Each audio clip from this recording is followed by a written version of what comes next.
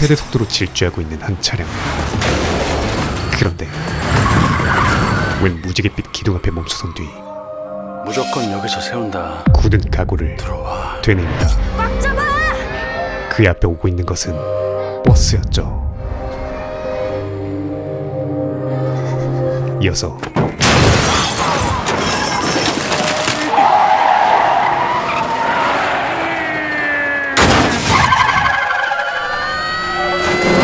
한국 뺨치는 근력으로 질주해 오는 8톤 버스를 세워버린다. 그렇게 모두를 구한 것도 잠시, 버스 안에 있던 한 남자가 내려놔. 인질극을 벌이기 시작하죠. 내려놔! 한참 신나는데 괜히 틀어져 버렸네. 아이 내려놔. 움직이지 마. 그야말로 방법이 없는 가불기 상황.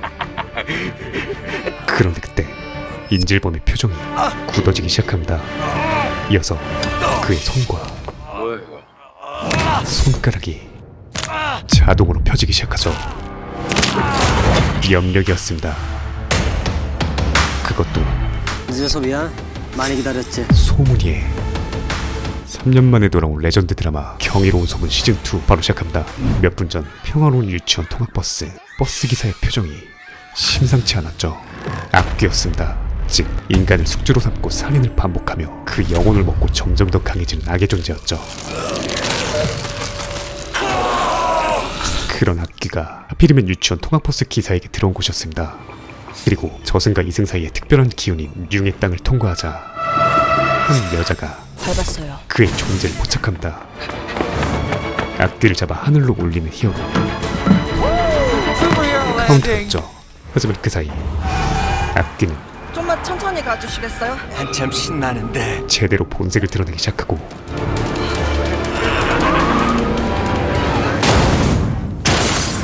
불도저로 빙의한다. 그렇게 대참사가 벌어지기 직전 또 다른 카운터 매혹이 등장하고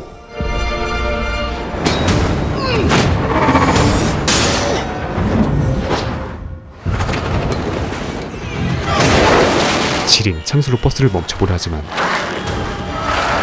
치유특화 카운터인 그녀가 혼자 버스를 맡긴 역부족이었죠. 이어서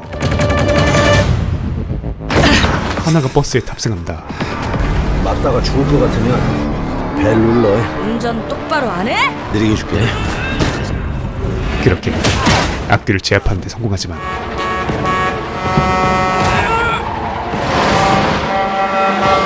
설상가상 브레이크가 고장나버리죠. 이 차 멈출 수가 없어요. 예, 또 다른 카운터 못하기 공사 중 낭떠러지가 있음에도 이곳으로 왔던 이유는 바로 융의 땅이 있었기 때문이었죠. 땅은 악귀를 캐치하는 것뿐만 아니라 카운터의 잠재된 힘을 극대화시켜주는 기능까지 있었기 때문이었습니다.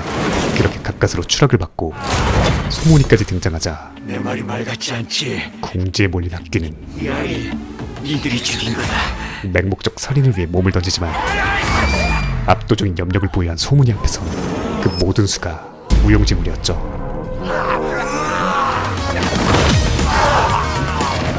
맞죠? 그렇게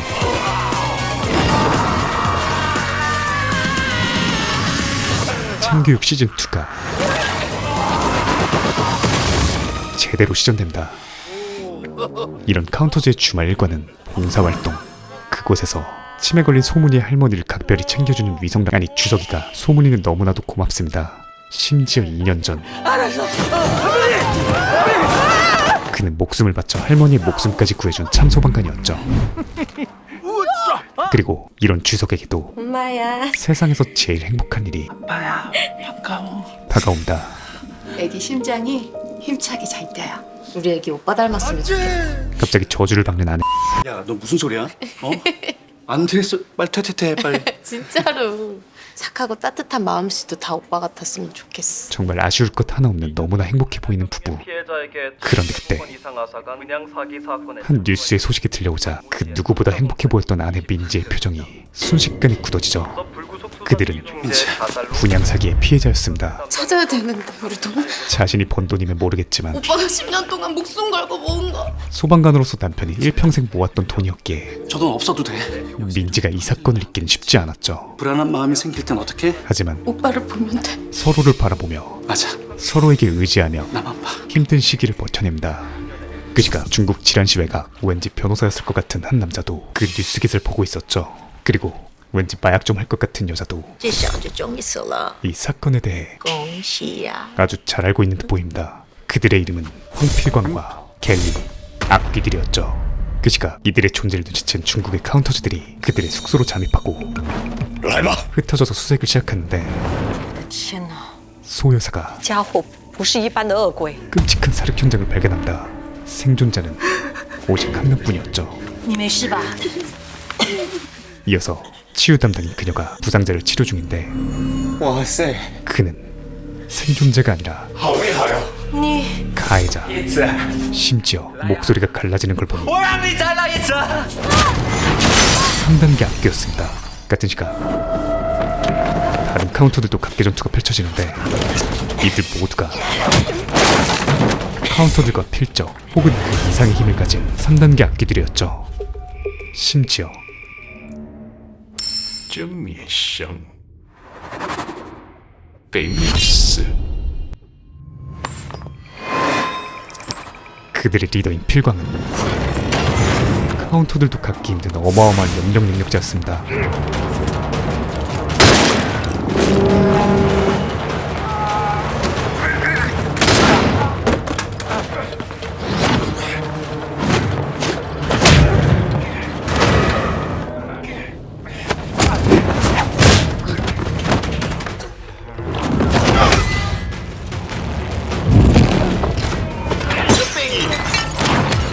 그렇게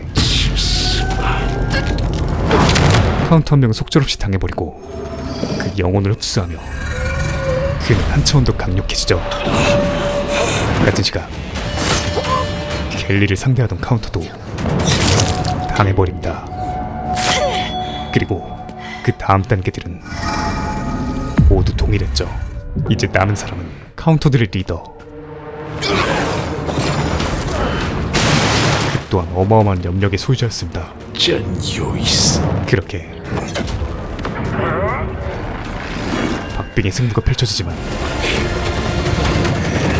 없어요. 셀 수도 없는 사람들을 살해해온 실전 사륙병기인 필광의 경험이 둘의 차이를 만들어내죠. 간만에 재밌었는데. 그리고 가장 최악인 점은 영혼을 흡수한 카운터의 능력까지 이들이 흡수했다는 것이었습니다. 즉 내가 너 치료했어. 치유 능력과 그 여자를 죽이고 이 능력이 생긴 거야. 근데 여자한테는 어떻게 알았어? 사이코메트리 능력이었죠. 그 저 새끼가 내 기억을 읽었거든. 그렇다면 필광은 원래 있던 염력에 더해 더 어마무시한 소문이의 필적한 염력을 갖게 된다. 이제 진짜 내가 온 거네. 그렇게 미친 레벨업을 이룬 그들은 고향으로의 귀환을 돌아가자. 선언하죠. 다음날 중국 카운터즈의 전멸 소식은 한국의 카운터즈 팀에게도 전달되고 카운터들의 능력을 갖게 됐다는 겁니다. 더 심각한 소식도 함께 전달된다. 앞으로는 전혀 다른 싸움이 되겠네요. 지금과는 차원이 다른 전투가 이어질 것이란 말이었죠. 넌 이게 끝일 것 같지? 이에 소문의 머릿속에선 이 싸움은 영원히 계속될 거야. 어쩔 수 없이 네 저주받은 운명이 시즌1 최악의 악귀 널 고통스럽게 죽게 할 거고 네 주변 사람도 전부 지청신의 마지막 말이 너 때문에 그렇게 죽게 될 거야. 떠오릅니다. 그리고 우리가 이제 완전히 다른 세상을 이 악기들의 고향이자 만들 거니까. 최종 목적지는 대한민국이었죠. 한편 다음날 법원에서 한 재판이 진행 중인데 주석의 아내가 보입니다. 그 이유는 분양 사기의 주동자가 법의 심판을 받는 날이었기 때문이었죠. 선고하겠습니다. 하지만 피고인 박성욱을 그 결과는 징역 2년에 처한다. 불과 징역 2년, 다만 이 판결 확정된 날로부터 3년간 심지어 집행을 유예한다. 집행유예였습니다. 이것이 수백 명의 인생을 앗아는 죗값이었죠. 그렇게 곡소리가 울려 퍼지는 가운데 이 쓰레기는 페이크다 이 병신들아! 박성웅 이 새끼 어디 갔어? 이유이 법원을 빠져나갑니다. 애초부터 이 모든 것은 대역이 충분히 시간을 벌어줄 거니까 너무 걱정하지 않으셔도 됩니다. 각본으로 짜여진 쇼에 불과했죠. 담배 좀 주세요. 담배 한 대 정도는 괜찮잖아. 그런데 그때 엘리베이터가 멈춰서고 심지어 내려왔던 층을 설기현하기 시작하니 역행하기 시작합니다. 뭐냐 이 지랄은 진짜 이씨. 그렇게 어쩔 수 없이 기자들을 맞이할 준비를 하는데 감다. 문 앞에서 그를 맞이하는 건 기자도 카운터도 아닌 황해를 건너온 필광과 악귀들이었습니다. 잘 있었어, 박프로? 무려 1200억 규모인 분양세계의 꼭대기엔 바로 이들이 존재했던 것이었죠. 그리고 이것이 황 선생님, 필광이 다시 한국으로 돌아온 이유이기도 했습니다. 내 돈 어디 있어? 이어서 돈은 이충재 대표가 챙겼는데 갑자기 모르쇠로 일관하는 그에게 죽어버려서. 그저 보는 것만으로도 충재는 제때 잘 가줬어. 어차피 자기 역할 다 했고. 근데 그 돈 숨이 턱턱 막히는 분위기와 이 충재가 저승갈 때 가져갈 수 없잖아. 아주 확실한 팩트로 그를 압박하기 시작하죠. 하지만 저는 몰라요. 제가 어떻게 감히. 1200억이란 돈의 무게는 그 입도 무겁게 만들었고 일단 결국 제가 그간 있었던 일을 고문의 영역으로 들어서기 시작합니다. 그것도 몸에 손 하나 까딱하지 않는, 즉 증거 하나 남지 않는 막강한 염력을 통해서였죠. 과거 지청신은 비교도 안 될 어마어마한 힘을 소유한 필광이었습니다. 이어서 갤리는 카운터를 흡수해오던 사이코메트리 능력을 통해 돈의 위치를 찾기 시작하죠. 그런데 그때 하필이면 이 모든 광경을 주석이 아내가 목격해버립니다. 좋겠다. 그렇게 그녀도 이 배에 탑승하게 되죠. 같은 시각 우리 돈은 다 어디로 간 건데? 아무것도 모르는 주석은 아파트 분양 피해자 단체와 대치 중 이성을 잃은 남자에게 선생님 심정 다 압니다. 믿기 힘드시겠지만 자신도 저도 이 사건 피해자입니다. 똑같은 피해자임을 피력합니다. 그리고 그치만 견뎌내야죠. 우리 죽을 만큼 힘들지만 선생님 가족들 그가 버티는 이유이자 생각하셔서라도요. 살아가는 이유를 말해주죠. 그렇게 한 사람의 생명을 구한 주석 앞에 주석아, 너 빨리 병원부터 가봐. 야, 어떡하냐 진짜. 청천벽력 같은 소식이 들려옵니다. 매일같이 불길 속을 뛰어들어갔던 이유이자 삶의 이유이며 그의 전부였던 다행히 구조엔 성공했지만 아내가 과다 출혈로 인한 의식 불명입니다. 혼수 상태라는 것이었죠. 심지어 현재 피의자 박성욱도 자해 후 의식 불명 상태라 이미 자신의 모든 것을 앗아갔었던 사기꾼이 정확한 살해 동기는 파악 전입니다. 또다시 손해 방어원들이 본능적으로 배를 감싼 걸로 보이는데 그의 전부를 안타깝지만 아이는 앗아가버린 것이었습니다. 민지야, 그렇게 빌고 또 빌고 애원해보지만 결국 세상에 홀로 남겨지게 되죠. 한편 그의 기분과는 정반대로 어느 작은 산골에선 한 청년의 입이 귀에 걸려있었죠. 왜냐하면 니도 짝 찾고 내도 짝 찾고. 드디어 생애 첫 소개팅을 앞두고 있었기 때문입니다. 그의 이름은 나적봉. 일생을 축사일만 해온 순수 시골 총각이었죠. 오빠 갔다 올게. 잠시 후 어디서 많이 본 듯한 소개팅녀가 도착하는데 몰랐네. 37번째 골. 스캔 3초 만에 폭탄 레이더가 발동하고 이 맞는 건가? 이게? 이 사람 어플 못 쓰는 같은 사람 맞아 이거? 보니스 쓰지. 1차 빤스런에 실패한 홀란드는 수민 씨 커피 사주셔서 감사해요. 소개팅하는데 버스 카드밖에 안 들고 온 남자 처음이어가지고 쇼박스류 티키타카를 선보이던 중 잠시만요 주선자한테 욕하고 있어가지고 결국 갈게요. 입차론을 박아버립니다. 그리고 수민 씨 잠시만요. 진짜 죽고 싶을 만큼 싫었던 걸까요? 고라니 뺨치는 무단횡단을 시전하고 진도준이 다가오죠. 그런데 뒤따라오던 적봉이가 씹상남자 스타일로 그녀를 구한 뒤 트럭에 대신 치고 만다. 심지어 이 사고로 그는 코마 상태에 빠지게 되죠. 우연히 모든 과정을 지켜본 모탁은 타인을 구하려 자신의 목숨을 던지는 거룩한 희생 정신. 이 청년에게서 찾았다. 카운터의 기지를 카운터. 캐치한다. 적임자.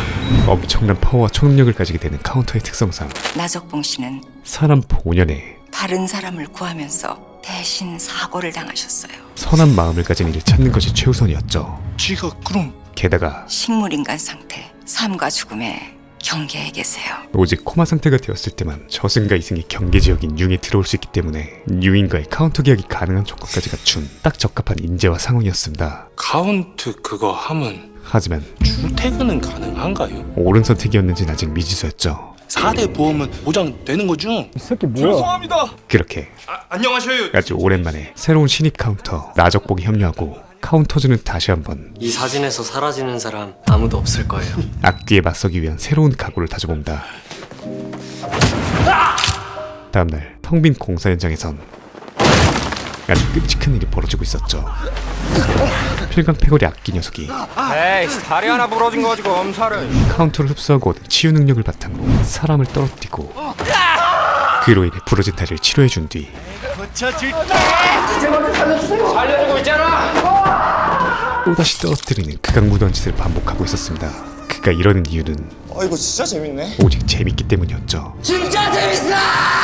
심지어 저거 도대체 뭐야? 이들이 땅의 존재까지 눈치챕니다. 그리고 몇 분 뒤 알았어요. 하나가 악귀의 기운을 감지하고 3단계 학교에 출동해요. 앉아있어. 곧바로 출동하는데 땅을 보는 놈인 것 같아요. 땅에 발을 넣었다 뺐다 장난을 치고 있어요. 그럼 적어도 지정신급이라는 건데. 대면 전부터 평소와는 클래스가 다르다는 것을 느낄 수 있었죠. 혹시 중국 그 악기놈들 아니겠죠? 몇 분 뒤 현장에 도착하자마자 흩어져 악기의 흔적을 찾기 시작하는데 곧이어 피해자 찾았다. 쓰러져 있는 피해자를 통해 부러뜨리고 다시 붙이고. 악귀가 했던 끔찍한 일을 파악합니다. 이거 안 그래도 악기가 치유를 한 것 같아. 그 말인즉슨 소문의 예상이 맞았다는 것을 의미했죠. 그리고 마치 카운터즈들이 오기를 기다렸다는 듯 손짓까지 하며 반깁니다. 저 새끼. 저 돌았나? 하지만 급하게 뛰어오는 상대에겐 없어요. 매복해주는 게 인지상정. 선판 필승 국룰답게 하나가 속절없이 당하기 시작하죠. 그런데 그때 때마침 가모탁이 등장하고 힘 좀 쓰는 악기냐? 이번엔 힘과 힘 대결이 펼쳐집니다. 그렇게 힘에선 못하기 판정승을 거두지만 근데 이 녀석은 나는 불사인데. 힐러로 2차 전직을 마친 뒤였습니다. 어마어마한 피지컬에 치유 능력까지 사실상 2대1로 붙어도 쉽지 않은 상대였죠. 너 오늘 나한테 죽었어. 심지어 집 앞 갔죠. 악기는 영리하게 한 명씩 각계 격파하기 시작하고 이들의 싸움은 물리법칙으로 설명할 수 있는 범위를 넘어서 버린다. 이어서 하여간 남 죽겠다고 나서는 놈들은 늘 마지막이 이 꼴이라니까. 지지리는 피니시 멘트가 나오는 걸 보니 소문이 등장할 확률.